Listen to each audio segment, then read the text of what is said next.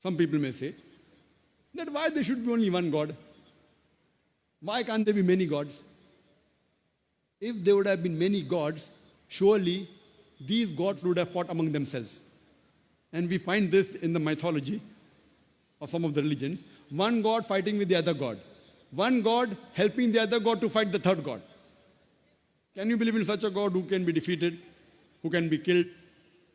And some people say that why can't there be different God? One God for sun, one God for cloud, one God for wind.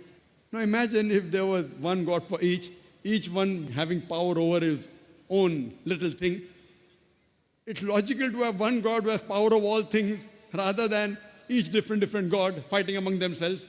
It's illogical. That's the reason the Quran says in Surah Anbiya, chapter number 21, verse number 22, that if there would have been gods besides Allah, surely there would have been confusion in the universe. It's mentioned in Surah Mu'minun, chapter number 23, verse number 91, that Allah subhanahu wa ta'ala does not beget a son. If there were God besides Allah, each God would have taken things would have created and hoarded on the other. Surely there would have been infighting amongst them. That's what we see in the mythology. The best and the most logical is only one God.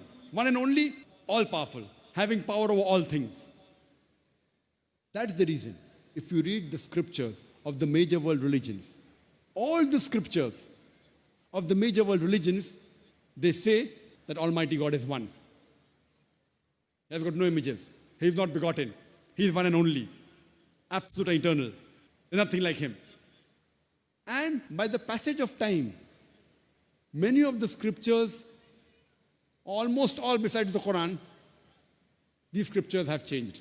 Allah says in the Quran in Surah Baqarah, chapter number 2, verse number 79, فَوَيْلٌ لِلَّذِينَ يَكْتُبُونَ الْكِتَابَ بِأَيْدِيهِمْ ثُمَّ يَقُولُونَ هَذَا مِنْ عِنْدِ اللَّهِ لِيَشْتَرُوا بِهِ ثَمَنًا قَلِيلًا فَوَيْلٌ لَهُم مِّمَّا كَتَبَتْ أَيْدِيهِمْ وَلَهُم مِّمَّا يَكْسِبُونَ. That woe to those who write the book with their own hands and then say this is from Allah, to traffic with it for a miserable price. Woe to those for what they earn, woe to those for what they write.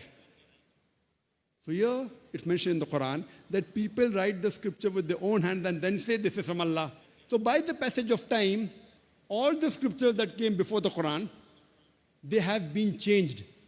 And since they were not the last and final revelation, Almighty God did not think it fit to be preserved, because those were the previous revelations. But in spite of this corruption, in spite of the manipulation, in spite of the change, yet in the remnants of all the major world religions, in the scriptures, you will find the mention of monotheism, the oneness of Almighty God, that He has got no images, He is not begotten, He is one and only, there's nothing like Him. So if you believe in a concept of God, it should be according to your scriptures. There are some religions which are agnostic. You may not call them religions, like Buddhism. They don't comment on God. They are silent as far as God is concerned. And many ethical systems which I mentioned earlier, like Confucianism, Taoism, they are more of ethical systems than having a concept of God. And as far as the people who are atheists, like Jainism, etc., to those who are agnostic and atheist, they can refer to my video cassette, Is the Quran God's Word?